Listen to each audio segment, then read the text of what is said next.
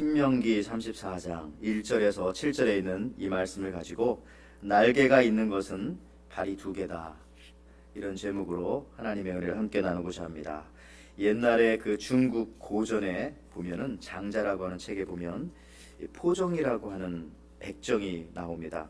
소를 잡는데 얼마나 이 소를 잘 잡았는지, 이 사람은 소 잡는 이치를 터득한 터라 19년 동안 한 번도 칼을 바꾼 적이 없었던 사람입니다. 보통 노련한 백정은 1년에 한 번씩 칼을 바꿉니다. 왜냐하면 소 잡으려면 살을 베죠. 살을 베기 때문에. 보통 백정은 한 달에 한 번씩 또 칼을 바꾸는데, 이는 소를 잡다가 뼈에 칼이 부딪히기 때문에 그렇습니다. 그러나 이 포정은 뼈와 뼈 사이에다가 칼을 넣기 때문에 19년 동안 숫들에 칼을 갈거나 바꾸지도 않고 쉽게 소를 잡았던 것입니다. 이것을 동양에서는 도가 통했다 이렇게 말하고요. 그 이치를 안다라는 것이죠. 저는 생각하기를 우리가 이 땅을 살아가는 성도들께서도 하나님의 힘으로 살면은 이러하지 않을까 생각합니다. 우리가 많은 부분 억지로 하기 때문에 부러지고 상하고 깨지고 하는 것은 아닐까요? 어떤 철학자들은 말합니다. 우리 현대인들의 삶을 권태라는 말로 표현합니다. 좀 더 쉬운 말로 하면 피곤함이라고 할 수 있겠습니다.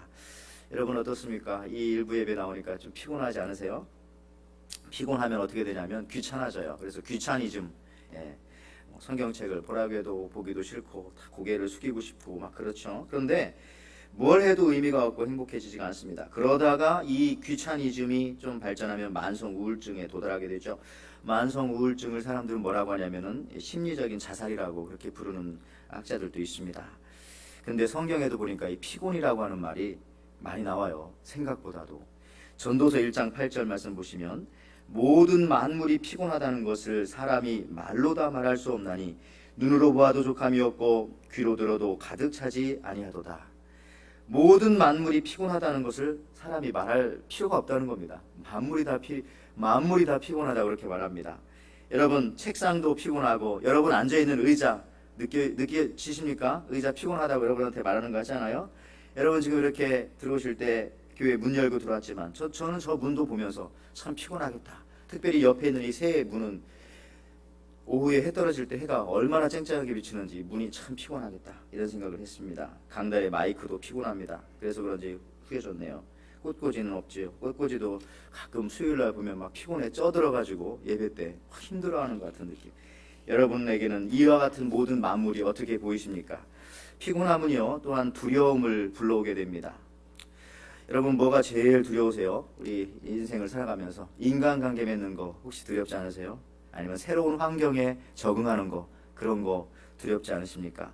아니면 오늘도 아침에 차를 타고 교회 오셨을 텐데 차 탈 때 혹시 두렵지 않으세요? 비행기 타고 어디 가실 분들 비행기 타는 거 때로는 두렵지 않으세요? 근데 이렇게 두려우면은요 진취적이고 창의적인 일을 쉽게 할 수가 없습니다. 근데 놀랍게도요, 여러분 이 세상에 많은 사람들 조사해 봤더니 사람들이 죽는데요 62%가 어디서 죽는지 아세요? 차 타다가 비행기 타다가 이래 죽는 게 아니라 침대에서 죽습니다. 62%가. 그렇다면 우리가 제일 두려워해야 하는 게 침대인가요? 여러분 어떻게 생각합니까? 어떤 사람이요 두려움에 쌓여가지고 정신과에 갔습니다. 문제는 이런 거죠. 밤마다 침대 밑에서 뭐가 자꾸 나올 것 같고 귀신이 나온다는 막 그런 느낌이 들어서 잠을 일주일째 자지 못하고 있다고 그렇게 정신과 의사한테 말했더니 이 정신과 의사의 처방은 간단합니다. 집에 가서 침대 다리를 다 잘라버리십시오. 밑에가 없으니까. 뭐 비슷한 얘기지만 어떤 부인이 이번에는요 남편에게 물어봤어요. 이런 거 물어보면 안 되는데 여보 어머니 아들 나 우리 셋 중에 물에 빠지면 누구를 제일 먼저 구할 거야? 뭐 이런 질문 왜 하는지 모르겠어요. 그랬더니 남편이 하는 말이 뭐 생각지도 안 하고 첫 번째로 어머니 이렇게 말했대요. 효자입니다.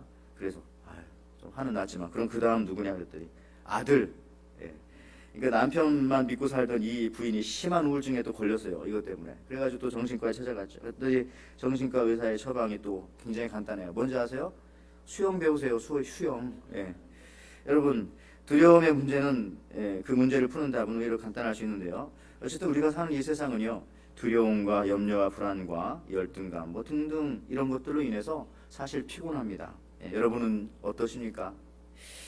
에디 리켄베거라고 하는 분이 있어요. 이 사람 누구냐면요, 1차 대전 때에 독일의 전투기를 가장 많이 격추시킨 미국의 조종사입니다. 가끔 이 그림들 저분들 봤을 텐데요. 이분은 원래 정비사로부터 시작해가지고 조종사가 되었어요.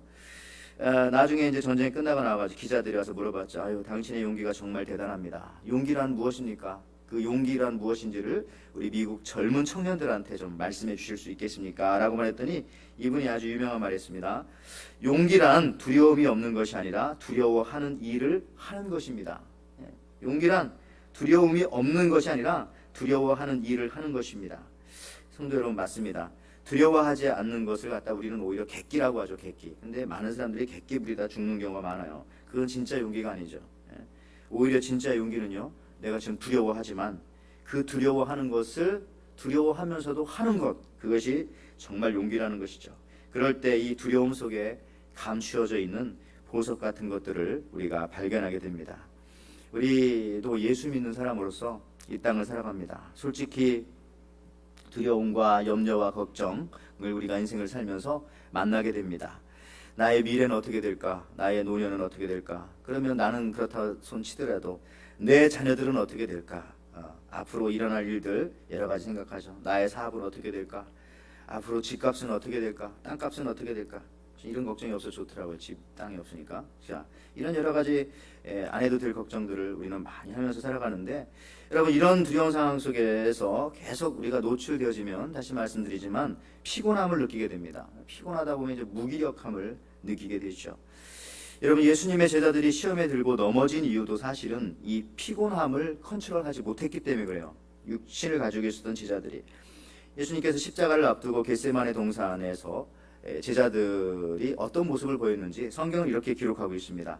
마태복음 26장 43절에 보니까 다시 오사 보신즉 그들이 자니 이는 그들의 눈이 피곤함이 일러라. 이 성경 말씀이 마가복음에도 나오고 다 나와요. 그들의 눈이 피곤함이 일러라. 기도하라고 했는데 겟세마네 동산에서 자기 스승 예수님은 이제 죽는다고 막 땀방울이 핏방울처럼 뚝뚝 떨어지는데 자기들은 자고 있어요. 근데 왜 잤어요? 피곤하니까.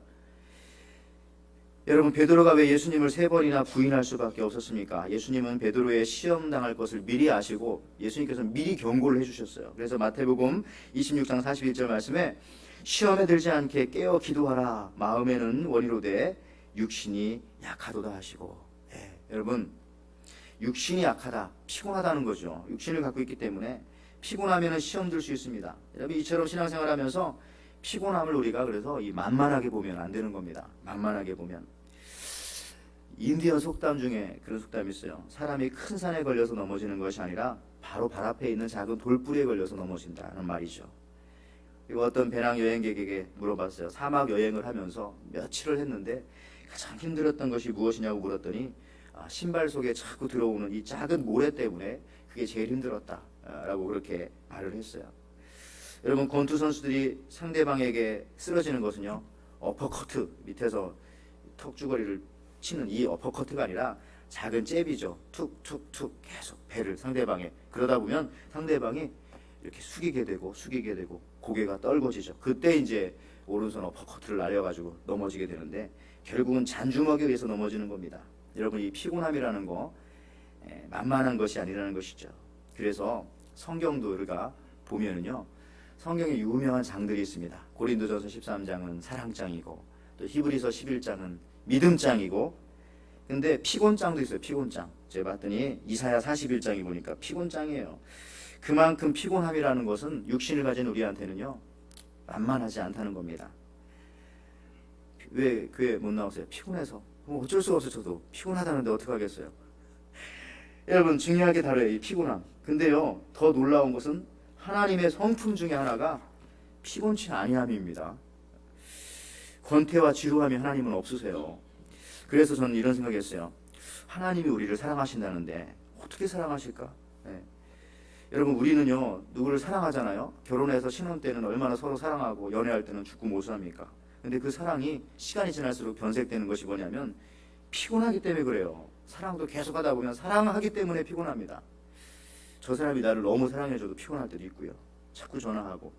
그리고 음식도요, 어떤 음식은 처음에 사랑해서 너무 좋아서 맛있게 먹어요. 근데 먹다 보면 질리고 지쳐가지고 맛이 없어집니다. 그런데 하나님에게는요, 이 피곤함이 없다는 겁니다. 한 번 사랑하면 그래서 하나님께서는 어떤 사람을 끝까지 계속해서 영원토록 사랑할 수 있다는 거죠. 여러분, 우리가 천국 가잖아요. 천국 가면 매일 좋은 일만 있을 텐데 얼마나 재미없을까? 아닙니다. 우리가 놀이공원 같은 데 가면은요, 처음에는 얼마나 재밌어요. 놀이공원 가면 이런 데도 있었구나. 근데 놀이공원 끝날 때쯤 나올 때 얼마나 피곤해서 다 나옵니까? 애들 들고 있던 풍선도 바람이 빠지고 뭐 다 힘들어가지고 뭐 저녁도 안 먹고 그냥 집에 가서 자자, 이런 경우 많이 있었는데, 놀이공원도 처음엔 재밌는데 시간 지나가면 피곤하다고요. 근데 천국은 안 그렇대요. 왜? 하나님의 성품이 피곤치 아니함이기 때문에. 자, 증거를 보여드리겠습니다. 이사야 40장 28절부터 31절 말씀에 이 피곤장에 보면 이런 말이 나옵니다. 너는 알지 못하였느냐? 듣지 못하였느냐? 영원하신 하나님 여호와 땅 끝까지 창조하신 자는 피곤치 아니하시며 곤비치 아니하시며 명철이 한이 없으시며 피곤한 자에게는 능력을 주시며 무능한 자에게는 힘을 더하시나니 소년이라도 피곤하며 곤비하며 장정이라도 넘어져 자빠지되 여호와를 앙망하는 자는 새 힘을 얻으리니 독수리의 날개치며 올라감 같을 것이요 다른 박질하여도 곤비치 아니하겠고 걸어가도 피곤치 아니하리로다. 오늘 성경에 보니까요, 근데 죽을 때까지 피곤하지 않았던 한 사람이 있습니다. 그게 누구냐? 바로 오늘 본문에 나오는 모세입니다. 모세. 어떻게 그럴 수 있었을까? 어떻게 그럴 수 있었을까? 그것을 오늘 우리가 살펴보자는 것이죠. 저는 가끔 이 하나님의 사람 모세를 설교하면서 특히 우리 노아사랑방과 같은 이 어르신들한테 그런 이 본문을 인용하면서 그렇게 말씀드렸던 적이 있어요. 여러분 어르신들, 모세가 나이가 120이 되었는데도 눈이 흐려지지 않고 기력이 쇠하지 아니하였다고 했습니다. 우리 어르신들께서도 모세와 같이 건강함과 강건함의 축복을 좀 받으시기 바랍니다. 뭐 이렇게 늘 기도해드리고 또 그렇게 말씀도 전했는데, 그런데 이제 모세의 건강이 어디서부터 왔다는 것이죠. 모세의 건강이 어떻게 120세가 되도록 눈이 흐려지지 않았고, 여기서 말하는 눈이라는 것은 우리의 시력도 있지만 영안입니다. 영안. 왜냐하면 오늘 본문에 보니까 느보산에 올라가서 단까지 봤다고 했거든요. 이 단이라고 하는 것은 눈의 시력으로 볼 수 없는 곳에서 봤어요. 여러분들 어떻게 이렇게 이 모세가 120세가 되도록 눈이 흐려지지 않고 기력이 쇠하지 않았는가? 우미로 시주고 흑구이단을 먹어서 그런가? 그게 아니라는 겁니다. 자꾸 라디오에 나오더라고요. 어떻게 그랬는가? 무슨 음식을 먹어서 그랬는가? 어떤 운동을 하셔서 모세가 그토록 건강하게 살았는지 성경에는 나와 있지 않습니다. 제가 오늘 주목하고 싶은 거는 그분이 무엇을 먹었고 어떤 운동을 했고 무슨 약을 먹었고 이게 아니라, 왜 오늘 성경은 그 내용을 모세의 그 마지막 장면에 있어서 그 영광스러운 어떻게 보면은 그런 장면에 있어서 그 내용을 그렇게 썼느냐는 것이죠. 신명기 33장 7절 말씀이잖아요. 모세가 죽을 때 나이 120세였으나 그의 눈이 흐리지 아니하였고 기력이 쇠하지 아니하였더라. 왜 이 부분을 성경은 굳이 썼느냐는 얘기입니다. 그거를 한번 살펴보고 싶은 것이죠. 분명히 여기에는 영적인 의미가 있다는 거예요. 예수님 믿고 눈 나빠지지 말고 건강하게 살아라. 그런 의미를 뛰어넘은 깊은 영적인 의미가 있다는 사실들을 깨닫게 됐어요. 왜냐하면 이렇게 위대한 하나님의 사람의 인물을 마지막 갈 때에 이 말을 굳이 쓸 필요가 없잖아요. 그렇게 쓴 이유가 있다는 것이죠. 근데 저는 이 부분을 묵상하다가 하나님께서 이런 깨달음을 주셨습니다. 모세는 자기 힘을 다 쓰지 않았다는 겁니다. 모세는. 더 나아가서 모세는요, 어느 순간인가부터 자기가 가지고 있는 힘으로 인생을 살지 않았기 때문에 그에게는 이렇게 힘이 남아 돌았다는 거죠. 힘이 남아 있었다는 겁니다. 그러니 학년이 마칠 때쯤에도 아직 그의 몸에는 기력이 남아 있었다는 것이죠. 무엇을 먹고 어떤 운동을 해서 그가 강건한 것이 아니라 자기 힘으로만 살지 않았다는 것입니다. 저는 이 부분이 참 은혜가 되더라고요. 그럼 누구의 힘으로 살았을까? 하나님께서 공급해 주시는 힘으로 살았다는 것이죠. 그러면서 우리한테도 그렇게 하라는 것이죠. 그러다 보니까 소진하거나 탈진하거나 피곤하지 않았다는 것입니다. 여러분, 우리가 등불이라면은 심지를 태우지 않고 기름을 태웠다는 것이죠. 모세가 어느 순간부터 이렇게 기름을 태우며 살았을까? 예수님의 여러분 수제자였던 베드로의 고백을 한번 들어보시기 바랍니다. 베드로는요, 젊었을 때 자기 힘으로 살았어요. 자기 힘으로. 자기가 하고 싶은 대로 했던 사람이 베드로입니다. 대제사장의 말구에 길을 자르고 싶은 길을 자르고, 존경해야 할 스승님 앞에 가서 스승님한테 막 꾸중도 하고 하고 싶은 대로 하면서 살았던 사람이 베드로입니다. 그래서 예수님께서 이런 말씀을 했어요. 베드로가 하도 그러니까 요한복음 21장 18절 앞부분 말씀에 내가 진실로 진실로 네게 이르노니 네가 젊어서는 스스로 띠띠고 허리띠를 띠고 원하는 곳으로 다녔거니와. 너는 젊었을 때 참 네가 하고 싶은 대로 다 하는구나. 이 예수님의 말씀이에요. 그러나 예수님 만나고 나서 성령 충만함을 받고 난 다음에 베드로가요, 이제 베드로도 하나님 앞에 가시기 전에 은혜 중에 이런 고백을 합니다. 베드로전서 4장 11절. 만일 누가 말하려면 하나님의 말씀을 하는 것 같이 하고 누가 봉사하려면 하나님이 공급하시는 힘으로 하는 것 같이 하라. 하나님이 공급하시는 힘, 이걸로 살았다는 것이죠. 이제 베드로는 어느 순간인가부터 성령 받고 난 이후부터 말씀이죠. 그러다 보니까 실수를 하지 않게 되어집니다. 여러분, 모세는 120살을 살았습니다. 근데 모세는요, 그의 인생을 구분하기가 너무 쉬워요. 40년, 40년, 40년 이렇게 구분이 되어지는데요. 1살부터 40살까지는 이집트의 왕자로서 살면서 왕궁 교육을 받았습니다. 그러니까 얼마나 힘이 셌겠어요. 맨주먹으로 사람을 쳐서 죽일 정도로 그렇게 강한 힘과 체력과 여러 가지 상황을 판단하는 능력을 갖고 있었습니다. 또 40살부터 80살까지는요, 사막으로 도망하여서 처갓집에서 온순한 양을 40년 길렀으니까요, 이 목자의 삶을 살면서 훈련을 받았습니다. 그리고 80살이 되어서 하나님께 부름을 받아 이스라엘 백성을 이집트로 탈출시키는 지도자의 역할로 부름을 받게 되어집니다. 처음 모세가 40살까지 이집트 왕궁에서 왕자로 교육을 받을 때는 얼마나 강했겠습니까? 힘이 넘쳐납니다. 모세는 이집트 왕자이지만은 어렸을 때 이집트 공주로부터 입양이 된 히브리 사람입니다. 그래서 하루는 이 모세가 나이가 다 먹어서 40이 가까웠을 때 왕궁을 나가가지고 보니까 자기 동족인 히브리인이 이집트 사람에게 고통을 당하고 폭력을 당하는 것을 보는 거죠. 그래서 궁중에서 배운 이 궁중 무술로 맨주먹으로 이 사람을, 이집트 사람을, 자기 동족 히브리 사람을 괴롭히는 이 사람을 때려 눕혔어요. 눕히는 정도가 아니라 죽여버렸습니다. 그리고 나서 그 시체를 모래 속에다가 파묻어 버렸죠. 근데 그 다음날 이것이 발견된 겁니다. 그러니까 모세는 살인자가 된 거죠. 그래서 왕궁을 급히 떠나서 사막으로 도망칩니다. 그렇게 도망친 그의 나이가 40살. 광야에 익숙하지 않은 모세는요, 그곳에서 한 여자를 만나게 됐죠. 그리고 그 집에서 양을 치면서 처가살이 40년을 합니다. 참 이게 하나님의 이 인도자로서 훈련받을 때 이것보다 더 좋은 게 어디 있는지 모르겠어. 처가살이 40년이니까 사람이 완전히 바뀌고 또 양까지 치면서 그리에서 힘이 다 빠졌을 때 하나님께서 모세를 부르시죠. 출애굽기 3장 4절 말씀입니다. 여호와께서 그가 보려고 돌이켜 오는 것을 보신지라 하나님이 떨기나무 가운데서 그를 불러 이르시되 모세야 모세야 하시매 그가 이르되 내가 여기 있나이다. 모세가 나이가 80이 되었을 때 귀가 안 들렸는지 아니면 뭐 마음의 상처, 너무 우울이 막 빠져 있는지 모르겠지만 2번이나 불렀어요. 모세야 모세야. 결국 하나님께서 모세를 부르신 시점은요, 그거 하나만큼은 정확합니다. 그가 가장 강할 때, 왕궁의 모든 교육을 받고 강건한 그때가 아닙니다. 이미 모든 힘이 다 빠졌을 때, 그때 하나님께서 모세를 불러서 사용하십니다. 자기 힘이 다 빠졌다는 것은 자아, 에고가 다 죽은 거죠. 자아가 죽었을 때에 우리는 하나님께 진심으로 사용되어질 수 있습니다. 그래서 이 한양대학교 국문학과 교수였던 이 정민 교수라는 분이 일침이라고 하는 이 책에 보면은 다음과 같은 글이 있습니다. 발이 4개인 짐승에게는 날개가 없다. 새는 날개 달린 대신 발이 2개요. 발가락이 3개다. 소는 윗니가 없다. 토끼는 앞발이 시원치 않다. 발 4개에 날개까지 달리고 뿔에다가 윗니까지 갖춘 동물은 세상에 없다. 하나님이 그런 동물을 안 만들었다는 건데요. 이제 중요한 것은 이런 글귀에서 마음에 와 닿는 것은 발이 4개인 짐승에게는 날개가 없다. 날개에 달린 새는 발이 2이다. 이 말씀이 이제 요 말기가 저한테 와 닿더라고요. 발이 4개인 짐승에게는 날개가 없다. 날개 달린 새는 발이 2이다. 새는 선택해야 할 겁니다.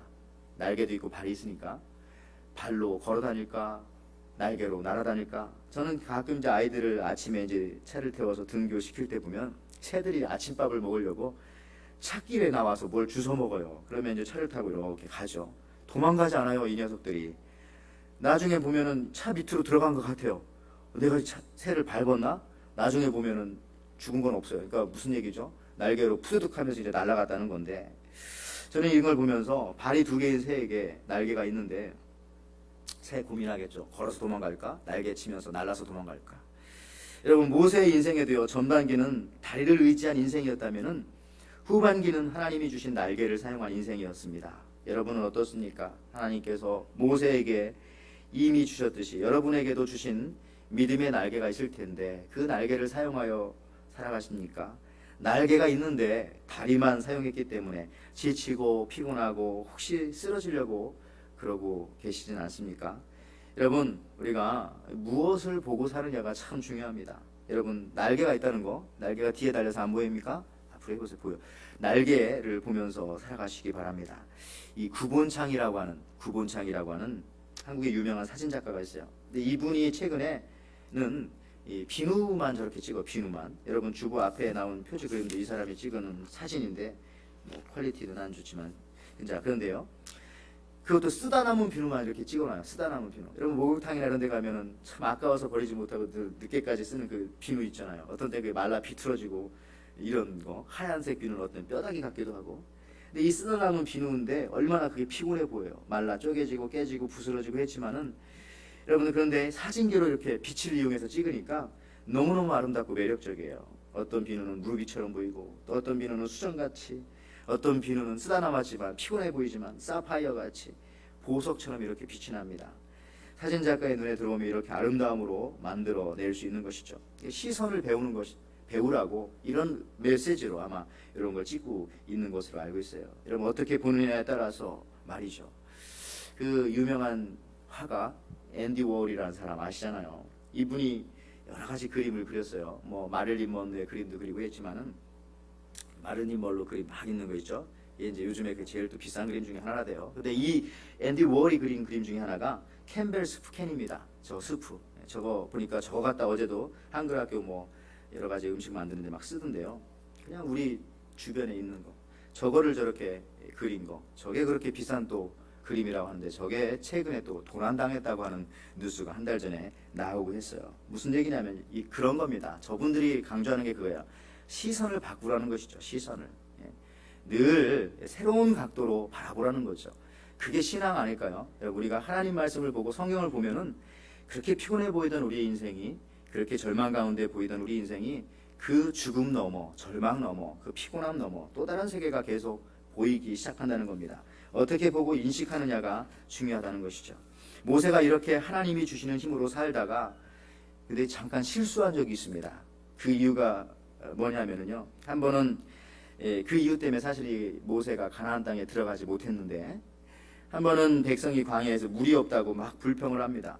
무리바에서. 모세는 하나님께 기도했고요, 하나님께서는 모세에게 반석을 명령해서 물을 내라고 그렇게 말씀해 주셨어요. 근데 그때 모세가 화가 나니까 화를 내면서 이렇게 말했습니다. 민수기 20장 10절 말씀에 모세와 아론이 회중을 그 반석 앞에 모으고 모세가 그들에게 이르되 반역한 너희여 들으라. 우리가 너희를 위하여 이 반석에서 물을 내랴 하고, 내가 너희를 위하여 이 반석에서 물을 내랴. 모세는 여기서 하나님의 거룩함을 나타내지 못했다고 성경은 기록하고 있어요. 그게 바로 오늘 본문 말씀 바로 앞에 있는 신명기 32장 51절 말씀입니다. 이는 너희가 신광야 가데스 무리바 물가에서 이스라엘 자손 중에 범죄하여 내 거룩함을 이스라엘 자손 중에서 나타내지 아니한 까닭이라.